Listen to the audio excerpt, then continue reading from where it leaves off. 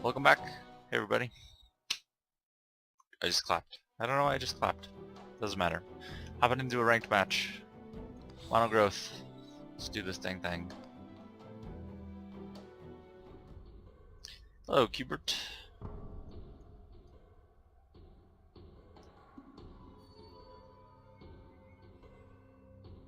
Okay.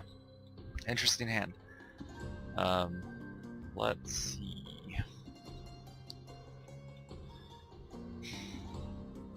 Definitely want to get to Kinfolk Veteran. He is our beastie beast destroyer of things. I think we'll just play out guys and draw through stuff. Part of me wants to hold on to this Crimson Bull. Maybe that's the better play, is to hold on to Crimson Bull so that I can turn 2 Sisters of the Fox, turn 3 Ragged Wolf Crimson Bull, and do some damage. So, I think we'll do that. We hold off on our Ragged Wolf turn 1 because we don't know what our opponent's playing, and if they happen to be playing Growth and play out like a turn 1 Vader of the Wild, or turn 1 Vader of the Wild, or like a turn 1 Vader of the Wild, then we've got some options. Taking them a moment to decide things, that's okay. We're okay with them taking a moment. We took our sweet time as well. Here we go. Turn 1 Vader of the Wild. Ooh. Since we're okay, so this puts us in an interesting position. Since we're going to cast Ragged Wolf now, we can't capitalize on the turn 3 Crimson Bull Ragged Wolf, deal 3 damage to whatever play. We want to also hold on to 2 Kinfolk Veteran because they're awesome. So Crimson Bull's going to go. We're going to keep the body of Sisters of the Fox so that we can get in with some damage here. We can draw some scrolls, get a body on the board. You know, my sisters. I don't know why I keep calling them that, other than they're Sisters of the Fox, and I'm the Tinfoil.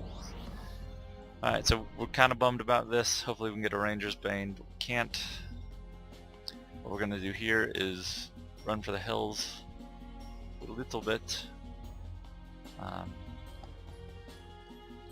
We're also going to, before we sacrifice, we know we're casting Sisters of the Fox this turn just because we don't have a better play, so we're going to get the draw of Sisters of the Fox and then use the other ability. The question is, do we want to protect our Ragged Wolf, or do we want to try and keep something alive so that if we get like a Fertile Soil, we can draw like a fiend. I think what we'll do is try and protect our Ragged Wolf, maybe freak him out a little bit. Then we get rid of this Kinfolk Jarl.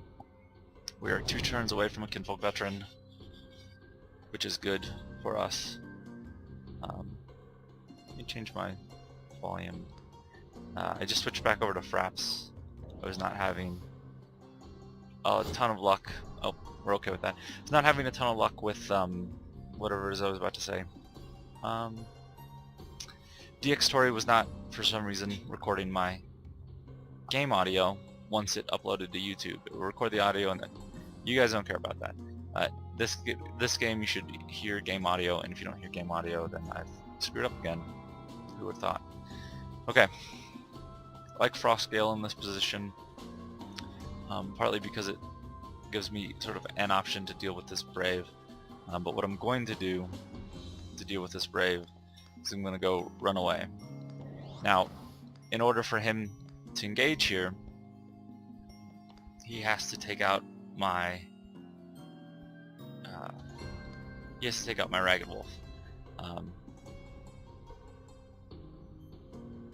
And in order for him to do that, if he wants to, he's got to leave the comfort of this Druid Burial Ground, which I suspect he won't do. But I could be wrong. He's also still on 3 resources, but that's because it's his 4th turn, and there we go. Now he's on 4 resources. Wilding we don't care about. Ooh, a Great Wolf. think since we don't have wolves at the moment, we're gonna do double veteran as opposed to the slow play great wolf.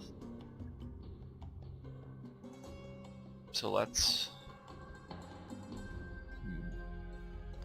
yeah, just the rate at which this Kinfolk Braves attacks, we need to be hitting more consistently or more often, so, or more quickly. So haste in this point is good for us. Oh, that's a pretty sweet combo. Druid Burial Ground, Wildling. We will be taking it out next turn. No, we won't. We won't have to worry about it. But now we have to worry about all the things he's just drawn. So he's gonna go hide again behind his Burial Ground.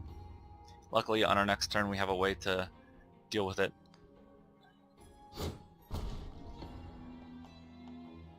Ooh.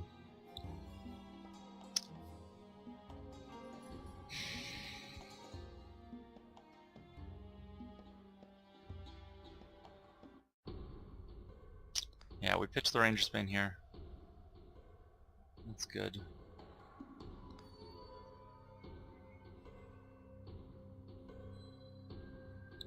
I'm gonna waste a little bit of damage here. Butterboard position seems a whole lot better than his. We just waste a point, but we take out his Burial Ground. He's got nothing to hide behind except for when he plays something to hide behind. But when he does that, hopefully we can capitalize on some things. The thing we don't want to see right now is that Kinfolk Veteran.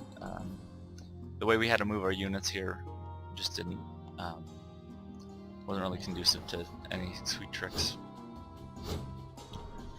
Let's see. Ooh, rally's good. I think we rally here. Ragged Wolf rally.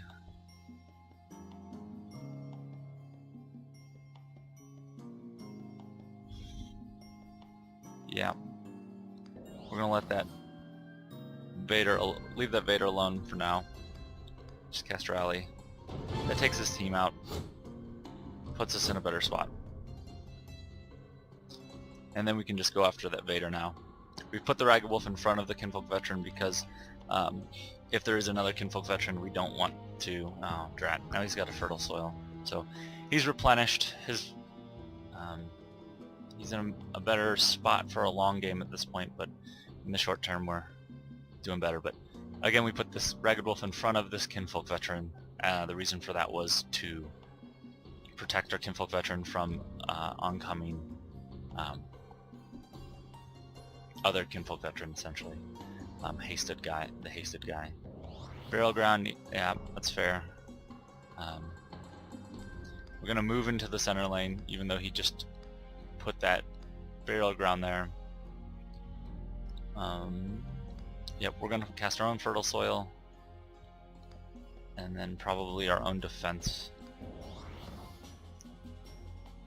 That puts us in a pretty good spot.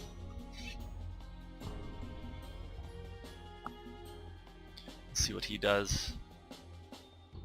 We're pretty close on material. He has one more resource than we do, but I'm okay sitting on 6, especially with what we've got. But eventually we'll need to get to 7, I'm sure.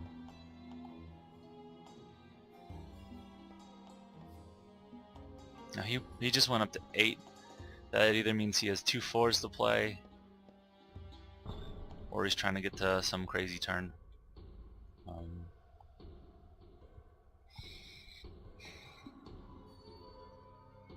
think I'm less concerned about his units than I am keeping mine alive and the longevity of my team. I'm going to pitch Quake here.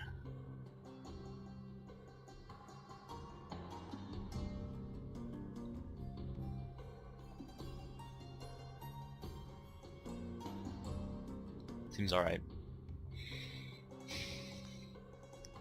So we'll cast Eye of Eagle. Excellent. We'll put out a Great Wolf back here.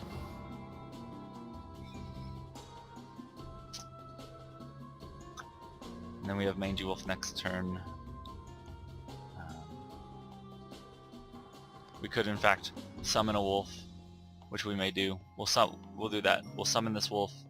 That gives us the opportunity to fertile soil next turn, and it protects our brother of the wolf in case he does have a kinfolk veteran coming out.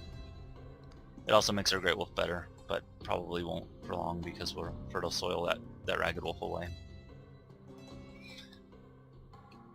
Quake, we probably should have seen that coming, but we're okay with that. Okay.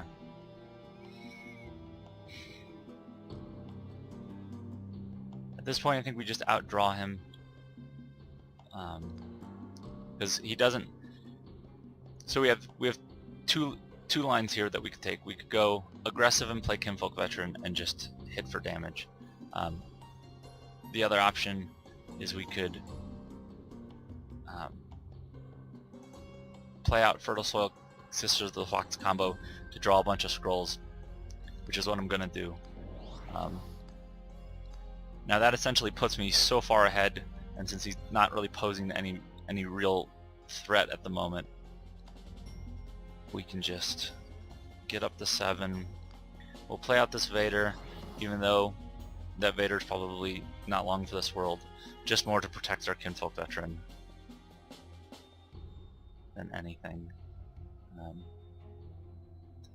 And while we're at it, let's protect our brother of the wolf with this Great Wolf. He is slated to die in 2 turns with the poison, so unless we can find a Vitality well in the next couple turns, he's just better as a meat shield at the moment, unfortunately. If for some reason he does survive, we have Mangy Wolf next turn. But yeah, we're definitely in a better position than our opponent. Yeah, we're okay with that, because essentially we're trading a dead wolf for a brother of the wolf that's still alive. We've got Crimson Bull next turn that we could potentially deal lots of damage.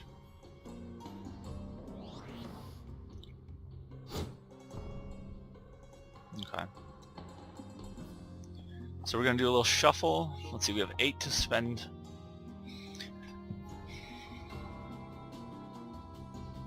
I think what we're going to play out is we're going to play 9 out. No, I think 8 playing out 8's probably good enough.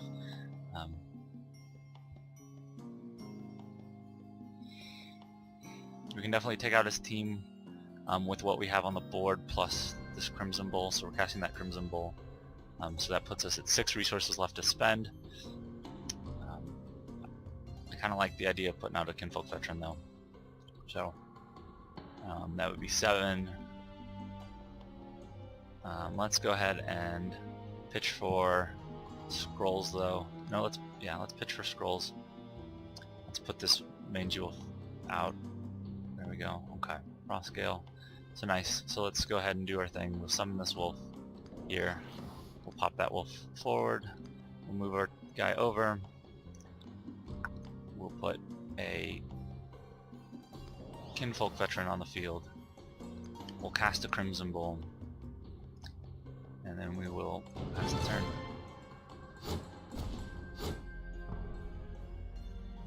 Now a Quake here would wreck us,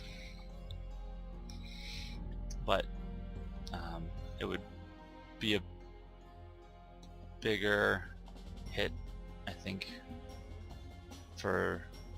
No, Quake is what's going to wreck us here, if he's got it. I don't think he's got it though.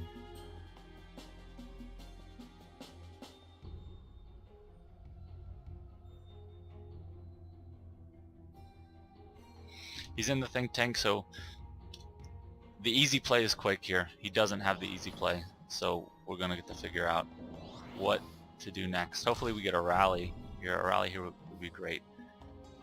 We don't get a rally, but we can still draw. See, we have 7. Ranger's Brain seems alright.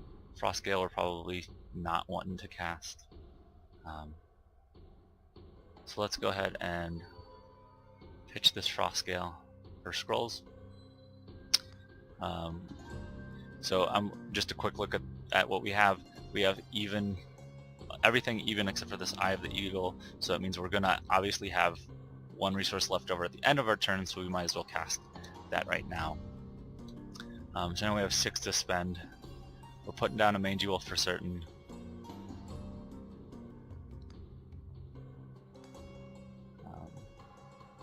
Mangy Wolf will go down here, protect our team, and then we'll put a Ranger's Bane down on the Wildling.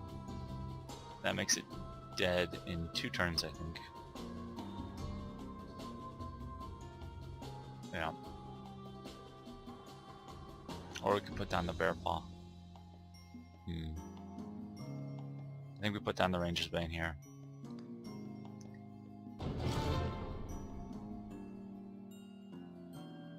That means, yeah.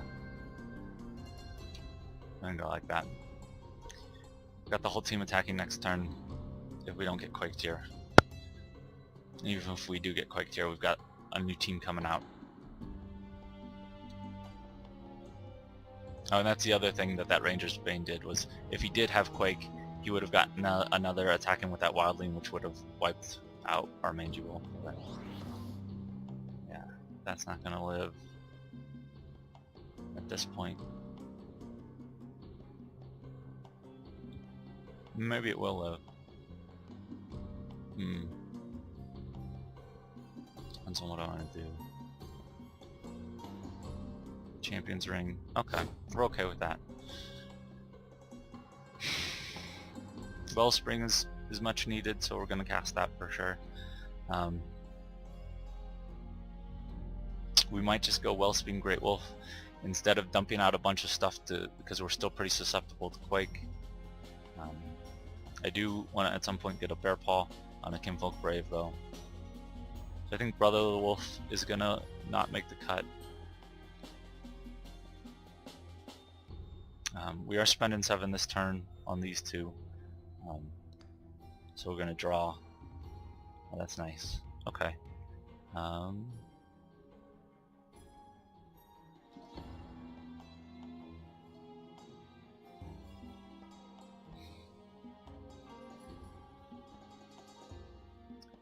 We'll go ahead and cast this Vitality Well here. It's going to heal our team up. Then put out this Great Wolf.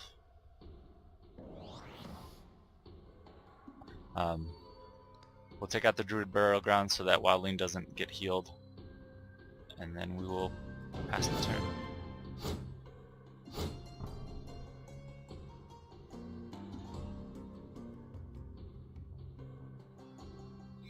Puts us out of Quake range too. We don't just auto die to a Quake here. And even if we do get quaked, we've got a pretty good comeback strategy after the fact.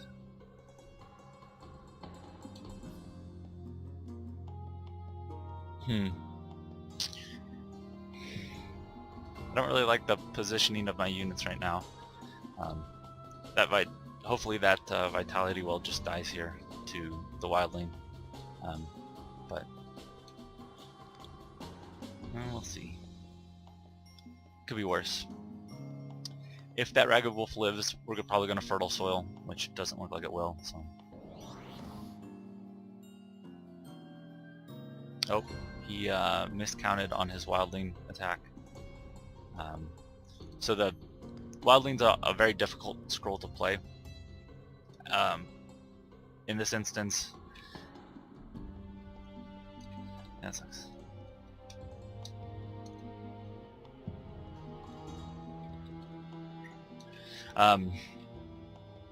Yeah, Wildling, you forget about the damage that it gets dealt when you summon a creature near it, so that's what just happened there. So perfect, we get a Rally. Rally is great for 2 reasons. One, it's going to trigger our Vitality Well, which more or less negates this, whatever the heck it's called, Ranger's Bane. I don't know why I forgot that. The other thing it does is it lets us attack for a buttload of damage. Let's see, 5, yeah, okay. We have to figure out where we're going to attack. I think we'll leave it like that for the guys on the board, but for the guys that aren't on the board, we're going to summon them and then cast Rally. I think we let go of Eye of Eagle here. Doesn't really matter too much.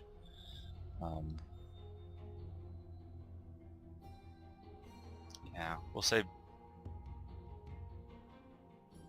we'll put the veteran down, or sorry, the brave down, and then cast an Eye of Eagle.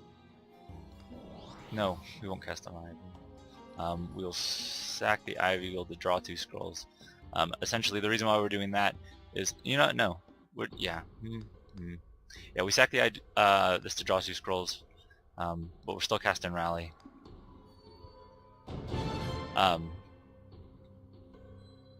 The reason why we did it that way was that what was left in our hand was Kinfolk, Brave, Bear Paw, Fertile Soil, and Eye of Eagle. Now, had we cast Eye of Eagle, we would have just gotten a creature and then had to make a decision on who to sack. But I think these are all powerful scrolls on their own, so I'd rather just get 2 scrolls out of Eye of the Eagle. Since we're good on creatures anyway, we could use some different stuff. Yeah, so the Rally's gonna do it for us.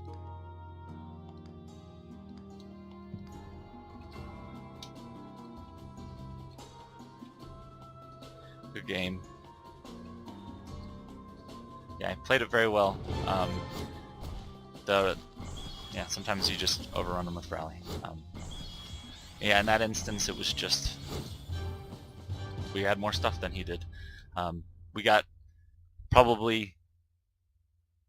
I'm trying to think of what turns really won it for us. Our first Rally turn, where we took out whatever it was we took out. I think we took out a veteran and a brave, and then our first, or the first time we fertile soiled Sisters of the Fox. I think those were the key turns. One was to establish our board position as just a dominant board position, and then the second was just to essentially put us into put us into the long game win of having just drawn 4 scrolls or whatever it was off. You know, we draw the 1 from the Sisters of the Fox and then 3 from the Fertile Soil. That puts us way ahead on what we have in hand, and so then we can just continue to dominate the field. Pretty standard. Yeah, you can see scrolls drawn 41 versus 38. It's like a minor margin, but getting it to play out more units was big in this case. And then just, yeah, the amount of damage we dealt 2 units, pretty similar slugfest, but he had a Quake in there. Quake usually inflates this number quite a bit. So that's it. Yeah, get the W. Thanks for watching, guys. As always, until whenever it is that we may meet again. There we go. There's some variety for you. Just leave you on that. Take care.